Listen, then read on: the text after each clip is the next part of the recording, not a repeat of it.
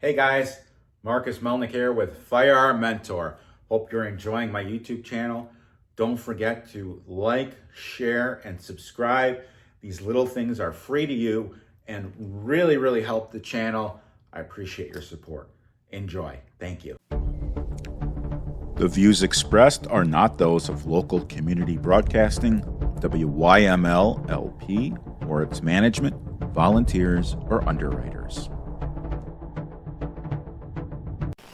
Greetings and welcome to the Personal Safety Show. This is Marcus Melnick from Stress 2 Logic and Firearm Mentor, where we train people to be ready, remain safe, stay sharp, and train for the moment that matters. Several years ago, I became aware of a group on Facebook called Jews Can Shoot, and my listenership knows I'm Jewish.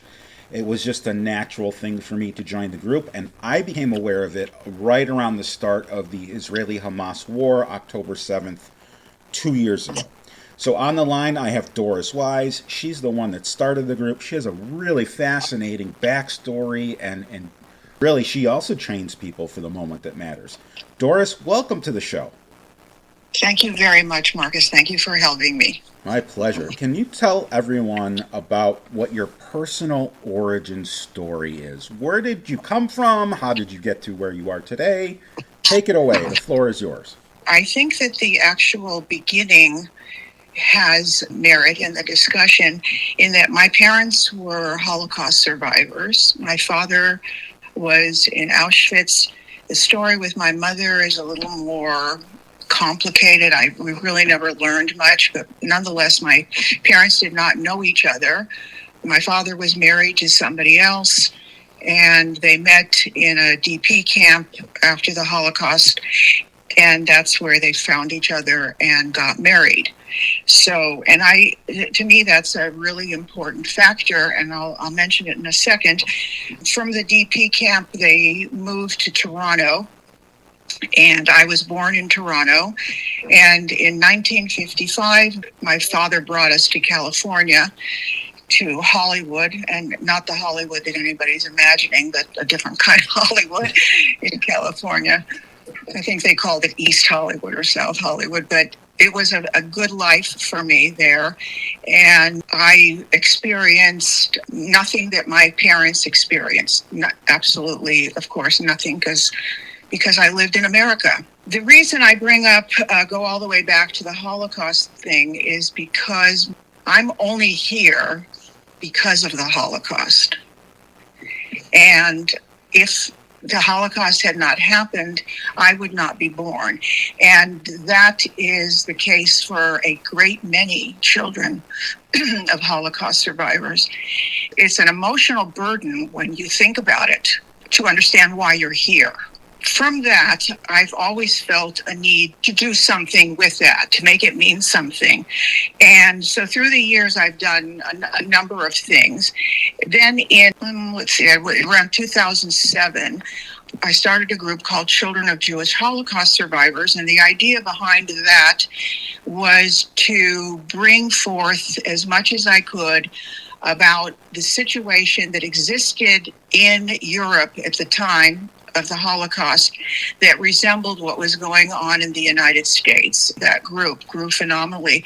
And I had speakers for about 7 or 8 years every month at the Lux Hotel Sunset. And I had incredible guests, including Carolyn Glick and Danny Danon and Gilad Erdan. And I covered a lot of Israel. I covered anti-Semitism. I covered Islam. I covered the propaganda in education. And I made YouTube videos there's YouTube. I filmed everything, and there's YouTube videos under a YouTube, my page on YouTube called Children of Jewish Holocaust Survivors. And it's quite a group of videos that go through history of things that are important, I think, that have to do with Judaism and Islam and where our world is today.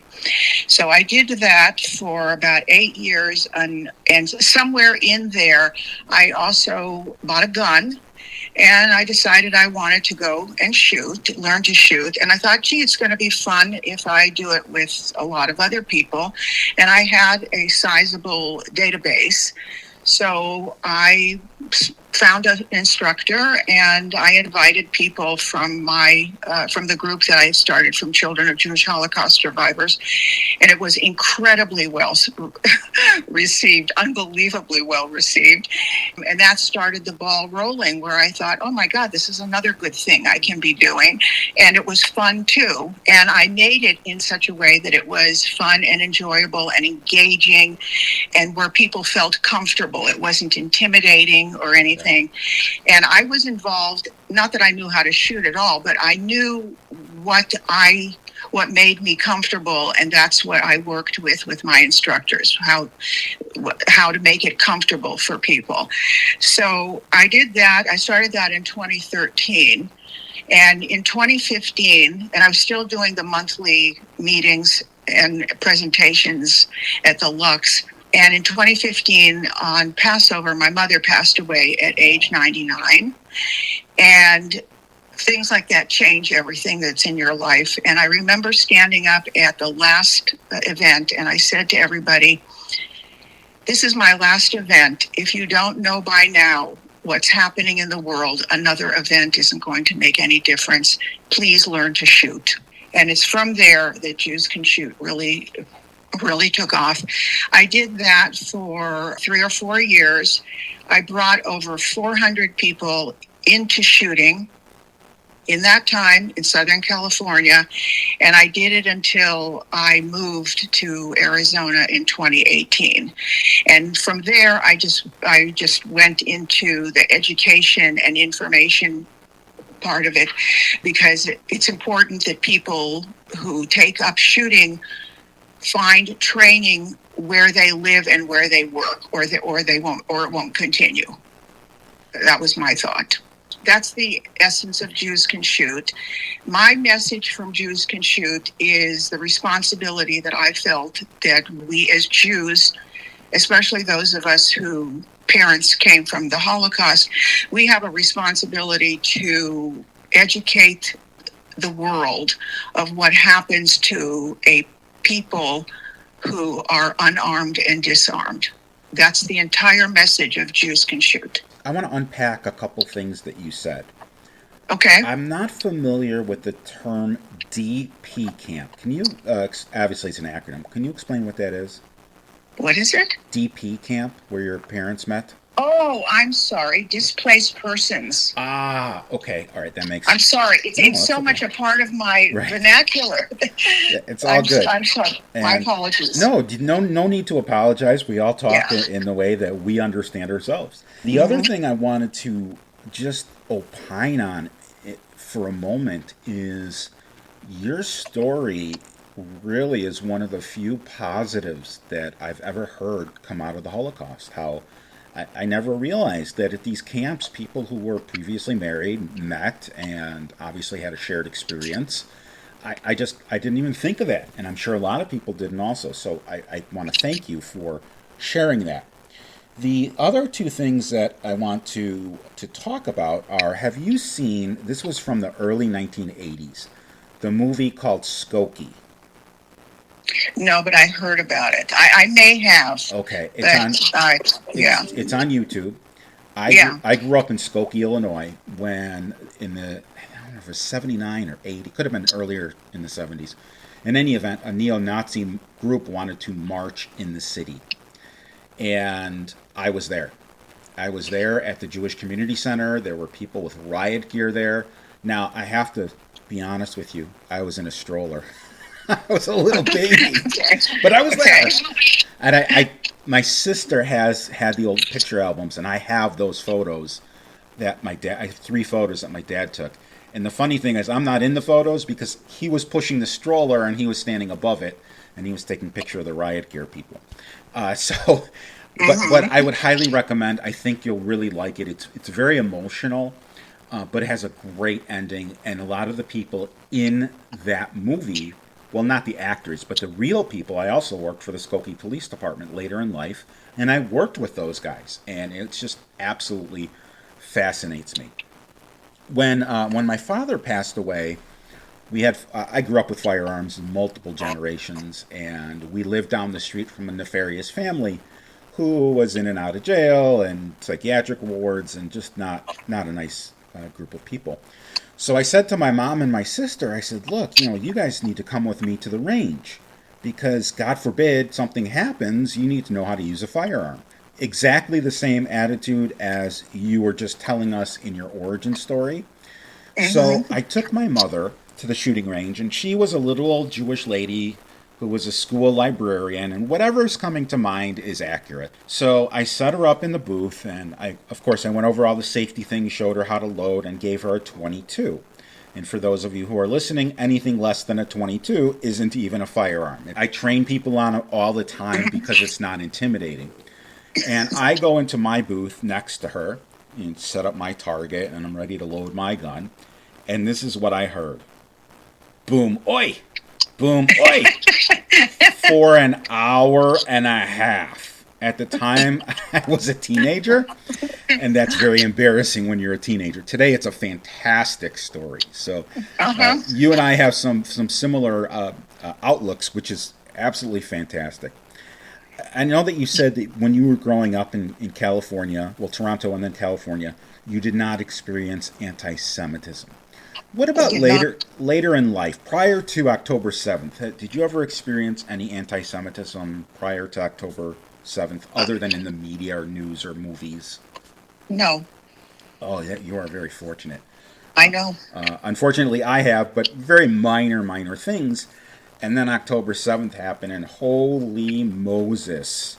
And I mean that funny and serious, that I cannot believe these people came out of the woodwork. And they said, well, we're not anti-Semitic, we're anti-Zionist. Well, there's not that much of a difference. And we are the only people in the world who are held accountable, socially I mean, for the actions of a foreign government. All of the people who live in Africa were not blamed for the atrocities that have happened there and the killings and all that.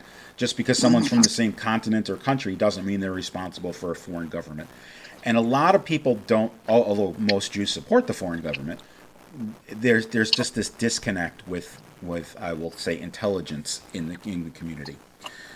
So what do you attribute all the current hate in the United States to, whether it's before or after October 7th? A lot of it is the media, and that it's an opportunity for blame to be placed somewhere, because there's such a focus on war and what's going on wars, and people not wanting to be involved in wars, and this talk about foreign wars, as if we can possibly exist in a vacuum. No country can exist in a vacuum. No, it's just not possible. And Israel and Gaza have been looped together as if they are two equal peoples or two equal countries, both with something, both wanting something from the other. And that could not possibly be more inaccurate at all, because one is a terrorist country and the other is a sovereign country with good people who just want to live in peace. That's how I see it. Also, Jews have always been regarded as a collective. So if you think one way and I think another way, we're exactly the same to whoever wants. If they don't like what you have to say, you're still the same. I'm still the same as you. Right. And conversely. And I don't know any other people where it's like that at all. So I am a big supporter of Israel, huge, major supporter of Israel. The need for Israel is for Jewish people, and actually for the entire world, because that's where the whole Bible comes from. That's the Holy Land. It's important that it stays Jewish, because that's the source of everything. It's the source of Christianity, and for what it's worth, it's the source of Islam. So that's very interesting you say that. I've always said that the Temple Mount has some sort of significance beyond what you and I and other people can really understand. If you Correct. think about it, that land, just that little footprint, and I'm not talking about the country, I'm just talking about the Temple Mount, has to have some sort of major significance if all three big religions in the world sprouted from that little area. So I've always looked at it as like it's holier than holy, really, because something's there that we don't see or we can't comprehend, and I completely agree with you. We already talked about how Jews Can Shoot became an organization, and if anyone's on Facebook, they can certainly look up Jews Can Shoot and join. But you have another organization called Stay Armed. What is that? It's not an organization. That's my online store Oh, where I sell stuff like ball caps and kippas and tons of t-shirts where I come up with graphics. And I'm no artist, but I certainly have a lot of fun making the graphics because they all have meaning, and everything I try to do tries to have some meaning, at least to me. So that's where it's my store. It's my online store. It's where I bring in some money because for Jews Can Shoot, I don't have a membership. I've never even thought of charging for a membership. I couldn't begin to try to organize something like that. So I don't have a membership. Occasionally people will send me donations. They're not tax deductible, but I just thought of support. They send me donations. But the store is what brings in whatever money I have. And believe me, it has not moved me into another income tax bracket. well, overnight success takes about 20 Yeah. years. No, it's such a narrow niche that it's just not going to. So I have a ball cap that started the whole thing that says Jews Can Shoot with my logo and my slogan, both of which I trademarked many years ago. And it started with the ball cap. So I created the ball cap and I sold it to the people who were taking my training classes and my firearms classes. And that was the first item that I was selling on the store. And then I came up with a kippa with the same thing on it. And that was in 2013. And to this day, it is still my number one selling product. I still use the same vendor in New York. He still charges me the same price, and Jewish, of course. So that's my best selling product, but it's gone on to all kinds of t-shirts, and I have some aprons in there. I'm starting to do some stuff now where I'm trying to get women more involved, to be more open and visual about being armed, because I think that's really important. I'm a big fan of concealed carry, but I think we should be unconcealed about where we stand. Very good. If that makes sense. Absolutely, absolutely. And you just picked up at least one more customer, because I'm the guy that always takes the free one at the synagogue because I forget it. But I'm going to order several for my family and keep some in my car. So when I go That's to my great. show, I can wear it and support your organization. The other thing I'm going to be doing is I'm going to be distributing this. At least in my experience, I've had a 40% uptick in Jewish concealed carry students since October 7th. So this is going to get circulated amongst them and amongst all the synagogues in the area. One of the things that I do, and I'll share this, one of my coworkers, I also work full time, and one of my coworkers said to me the day I was doing an active shooter drill in the evening for my synagogue prior to the Jewish high holidays, she said to me, sometimes God gives you a Goliath so you can find your inner David. And I like that. I loved it. Hey, use that as a t-shirt or a logo. I'm serious. If you got that printed, I would gladly wear that and buy that as gifts for people. Like if you can make that happen, you're going to get a lot of business. So I just found that interesting, and it kind of goes along with everything that we're saying. Can you share your Stay Armed website? Sure, that's easy. It's STAY-ARMED med.com. Okay. Stay-armed.com. I want my listeners to know that this is my dream, teaching people about safety. If it weren't for you, if it weren't for my listeners, I couldn't live my dream. So on behalf of my family and myself, I want to thank each and every one of you for allowing me to live my dream. And I also want to continue to live my dream, and I'm excited to continue to spread the word of safety. Recently, I began a new service as a conference keynote speaker. So, if anyone would like for me to speak at future events, or if anyone knows of an introduction or would like to discuss how we can work with one another, I'd love to do just that. The keynote speaking website is www.stress2logic.com. That is STRES2logic.com. If you're aware of any conference speaking engagements where you'd like to have me speak, I'd love an introduction. You can always share my electronic business card, which is Marcus Melnick, MarcusMelnick.com. Now, back to the show. One of the things I did recently is we have a program at my synagogue called Tap the Torah. And they take a topic, and it's I'm trying to think, it might just be a men's club thing, although I don't think it's restricted to the men's club. But I was participating in one of those seminars, Weapons and Jews. And in the Old Testament, it says that during times of peace, Jews should turn their weapons into plowshares, and that's in Isaiah 2:4. Why is this not a good time to do so? Because we aren't in times of peace. Excellent. That's what I was looking for. There's a lot of allegory. There's a lot of symbolism in the Old Testament, and it might not be literal. And it's very difficult for me as a literal individual to extrapolate what this means. And it doesn't necessarily physically mean turn your weapons into plowshares.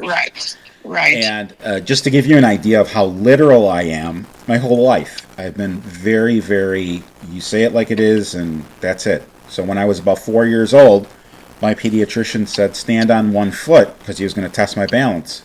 So me being literal, I walked over to one of his feet and I stood on it. True story. And that's why it's sometimes it's black and white for me, and I gotta think about the gray areas. But that really happened. No joke. I think life's a little difficult for those of us who are just black and white, and I am black and white. I mean, I have a hard time seeing gray. Yeah, me too. Obviously, we're connected on Facebook, and I always like to see, who do we know? I'm curious, how do you know Paul Miller? I don't. Okay. He's a Jewish guy in the area. I went to high school with him. We worked on several political campaigns together. The guy is freaking brilliant.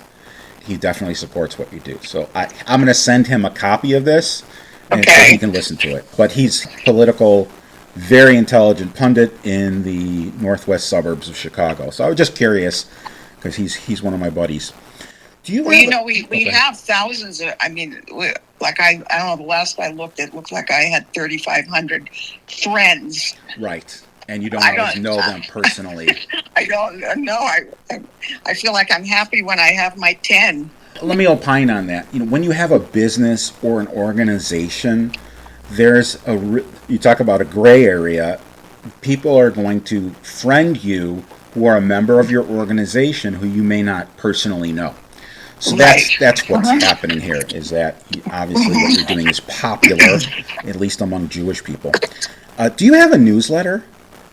I have a newsletter, yes. That goes out through Jews Can Shoot, and I have been doing that for years. I have a very substantial database that I built through the years. I do a newsletter. I try to do one once a week. I like to do it at certain days, but life doesn't always allow you to do it. And it takes me hours to put together a newsletter because I want it to look just in such a way.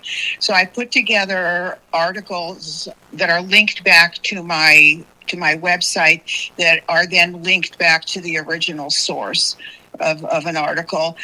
I typically offer my opinion on everything, whether people ask for it or not. It's always there. So I try to make sense out of each week's newsletter so that it follows a pattern. I want people to be informed. I may or may not agree with what I'm posting, but that's not for me to decide. I want people to know, and then I want them to make their own decisions. And then several weeks ago, I decided to start something called, on Fridays, I do this every Friday. It's called This Week or This Day in Jewish History. And what became clear after just a few weeks was that every single one of those events had to do with self-defense or the lack of it. Interesting. Very interesting. Every single one, Marcus, every one. Wow. And this Friday, by the way, tomorrow, is Jabotinsky's birthday.